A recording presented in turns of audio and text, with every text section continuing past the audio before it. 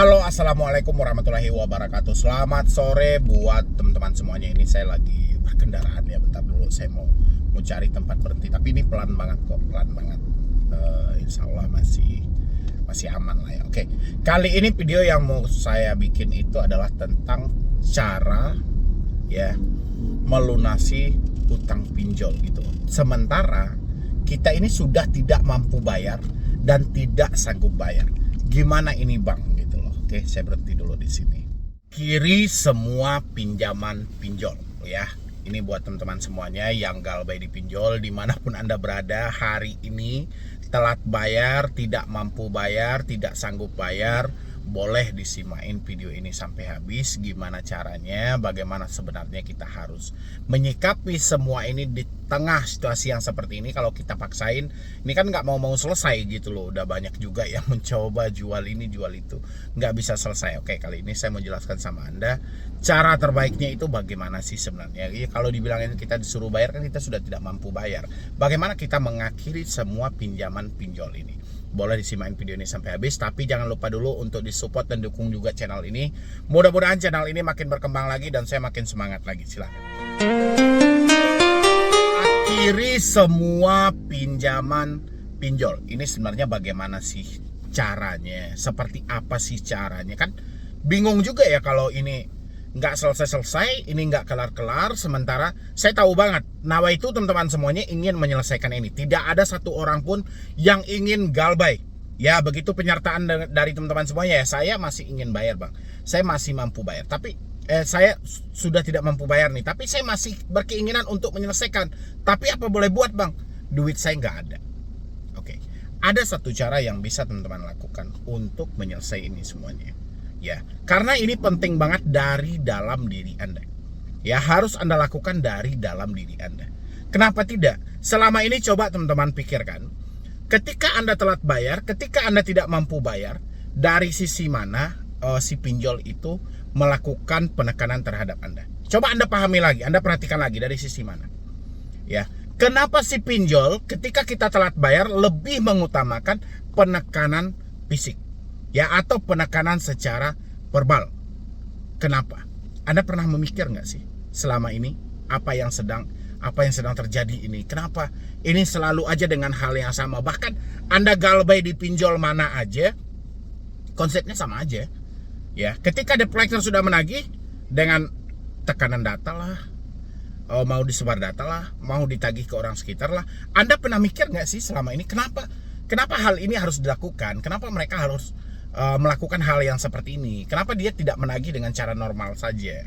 Ya, tujuannya adalah, ingat, ini sekali saya sampaikan, tujuannya adalah supaya terjadi gali lubang tutup lubang. Anda tahu kalau sudah terjadi gali lubang tutup lubang, besar kemungkinan Anda tidak akan bisa keluar lagi dari yang namanya hutang piutang online. Sulit banget ini, ya. Tanpa Anda sadari, hasil pekerjaan Anda habis tanpa Anda sadari. Misalnya Anda bergaji nih 5 juta sebulan. Habis itu ada hutang pinjol yang mau Anda cicil. Gaji yang 5 juta tidak tahu kemana, hutang pinjol lanjut Anda cicil, tapi hutang Anda terus bertambah. Ya, kesalahannya di mana coba? Coba teman-teman pikirin gitu loh. Pernah nggak sih Anda melogikakan? Jangan hanya sebatas Anda bertanya, kapan debt collector datang ke rumah? Jangan ini. Ya, kita mau mengakhiri kebodohan ini. Mau mengakhiri pinjaman online ini meskipun kita tidak mampu bayar dan tidak sanggup bayar. Ya, tapi kalau cara Anda masih bertanya, "Bang, kapan DC datang ke rumah?" Ini bukan soal itu. Ya, ini soal si pinjol yang sedang mengendalikan pemikiran Anda dari jarak jauh. Anda dihadapkan dengan yang namanya debt collector. Tugas debt collector adalah membikinkan skenario, bagaimana skenario ini bisa Anda telan, bisa Anda pahami, sehingga mengepeklah dalam kehidupan sehari-hari Anda. Contoh seperti tadi, Anda nggak pernah menganalisa. Contoh Anda galbay di 5 aplikasi yang sama aja, di 5 aplikasi pinjol, ya, di 5 aplikasi pinjol yang berbeda aja. Coba Anda perhatikan, sama nggak cara penekanan mereka? Sama nggak cara mereka menagih? Mereka lebih mengutamakan, ingat, data Anda lengkap sama kami. Seperti itu nggak mereka menagih? Anda pernah mikir nggak? Kenapa ini mereka selalu mengutamakan data ini? Karena dia tahu Anda akan masuk ke dalam skenario mereka kalau mereka sudah ngomongin data. Karena asumsi Anda atau bayangan Anda, ketika mereka ngomongin data, semuanya sudah disebarkan. Ya, si pinjolnya tidak seperti itu. Tujuan dia untuk menyebutkan data Anda lengkap, dia melakukan tekanan kepada diri Anda. Ya, dia sedang memegang remote control untuk mengendalikan diri Anda dari jarak jauh. Tujuannya untuk Anda menggali lubang tutup lubang, untuk Anda menjual aset-aset yang ada. Cuman itu tujuannya. Walaupun mereka tahu yang mereka tagih adalah orang yang sudah tidak mampu bayar, orang yang sudah tidak sanggup bayar. Ya, dia tahu Anda tidak ada uang, tapi dia tahu data Anda masih bisa digunakan ke pinjol lain. Kenapa nggak Anda gunakan? Itulah tujuan mereka. Makanya tidak ada orang yang menyarankan satupun untuk menyelesaikan hutang-hutang yang ada dengan cara gali lubang tutup lubang. Ya, kalau teman-teman ingin mengakhiri semua hutang ini, ingin mengakhiri semua pinjaman online ini, berhenti gali lubang tutup lubang. Ya. Terus bagaimana bang kalau kita berhenti gali lubang tutup lubang? Anda masih pengen bayar? Masih, oke. Anda bergaji berapa? Ya, ini khusus bagi yang masih kerja. Ya, kalau yang udah nggak kerja udahlah, gak usah dipikirin. Khusus yang masih kerja. Penghasilan Anda berapa? Berapa dari penghasilan yang bisa Anda sisihkan? Kumpulkan. Begitu terkumpul, negosiasi. Bang, pihak pinjolnya susah bang, nggak mau. Itu urusan pihak pinjolnya. Tapi Anda masih pengen bayar kan? Kumpulkan dulu duit Anda. Bunganya bang, nggak usah fokus ke bunganya. Semua sudah diatur. Bunga, denda tidak boleh melebihi 100%. Ngapain lagi Anda berpatok kepada hal itu? Kalau hutang Anda 1 juta, sebanyak-banyaknya Anda cuma boleh ditagih 2 juta. Itu sudah semuanya. Tapi kalau Anda tidak mampu, itulah fungsinya negosiasi. Ingat, Anda melapor ke OJK dan IPI, jawabannya sama, selesaikan secara internal, negosiasi, minta restrukturisasi, minta keringanan. Berarti peluang untuk Anda menegosiasi besar. Ya, kalau itu pun Anda masih pengen bayar. Tapi kalau Anda misalnya Anda sampaikan, saya sudah tidak bekerja lagi bang, saya nggak ada pekerjaan, nggak ada pemasukan. Oke, tahan sampai di situ.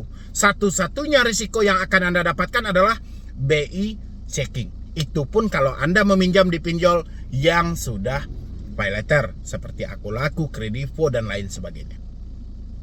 Tapi selagi masih pinjolnya masih masuk di dalam P2P lending, data Anda hanya ada di dalam fintech data center atau pusat data fintech lending. Kemungkinan kalau nama Anda masuk dalam pusat data fintech lending atau fintech data center, kemungkinan Anda tidak bisa lagi meminjam di pinjol legal manapun, baik P2P maupun di pay letter. Tapi kalau nama Anda masuk ke SLIK, Anda kemungkinan akan kesulitan untuk meminjam di bank konvensional manapun. Ya, itu cuman risikonya. Terus ngapain Anda buang-buang waktu dengan Anda memikirkan DC datang ke rumah? Anda buang-buang waktu memikirkan soal bunganya terus berlanjut. Anda buang-buang waktu dengan gali lubang tutup lubang. Anda buang-buang waktu menggunakan jasa-jasa penagih, negosiasi hutang, jasa untuk melunasi hutang dengan pinjol ilegal. Ngapain? Ya, bikin-bikin capek Anda aja. Kalau sudah tidak mampu, ya sudah. Yakin gak Anda mau stop? Ya, tanyakan ke diri Anda. Mau gak Anda berhenti bayar? Mau gak Anda berhenti gali lubang tutup lubang? Mau gak Anda berhenti untuk memikirkan kapan DC datang ke rumah? Kalau Anda tidak mau berhenti, gak ada akhiran dari pinjaman online ini. Satu-satunya pinjaman online akan berakhir hanya ada dalam diri Anda. Kalau Anda tidak mau memutus komunikasinya, berhenti memikiri pinjaman online dan berhenti menakut-nakuti diri Anda. Tapi kalau diri Anda selalu ketakutan, putus komunikasi dengan pihak pinjolnya. Cuman itu jalan yang ada. Ya, silahkan Anda cari solusi. Nggak akan Anda temui lagi tentang pinjaman online. Ya, sisanya orang-orang hanya memberikan solusi bayar. Sementara yang menjadi kesulitan untuk melakukan pembayaran itu. Ya, makanya saya sampaikan buat teman-teman semuanya, satu-satunya solusi untuk Anda mengakhiri semua hutang di pinjaman online adalah diri Anda sendiri. Mau nggak Anda berhenti gali lubang tutup lubang? Ya, mau nggak Anda berhenti untuk menakut-nakuti diri Anda sendiri? Ya, kalau Anda bilang saya diteror terus bang sama debt collector, mau nggak Anda memutus komunikasinya? Cuman itu saja. Tapi kalau Anda tidak mau melakukannya, ya sudah, percuma Anda cari solusi dimanapun, masalah Anda tidak akan pernah selesai kalau nggak diri Anda yang mengambil keputusan yang tepat. Ya, kurang lebih dari saya, cuman itu untuk Anda mengakhiri semua hutang piutang online ini. Ya, soal DC datang ke rumah, soal dia berkunjung ke daerah sini, soal datang ke daerah sini, itu bukan jadi masalah yang besar. Itu hanya bermasalah karena kesesatan di dalam pemikiran saja. Ya, silakan kendalikan pemikiran Anda dan selamat, hutang Anda sudah lunas kalau Anda mampu mempraktekkan semua ini. Ya, jadi sekian dulu dari saya, Medi Broni. Wassalam.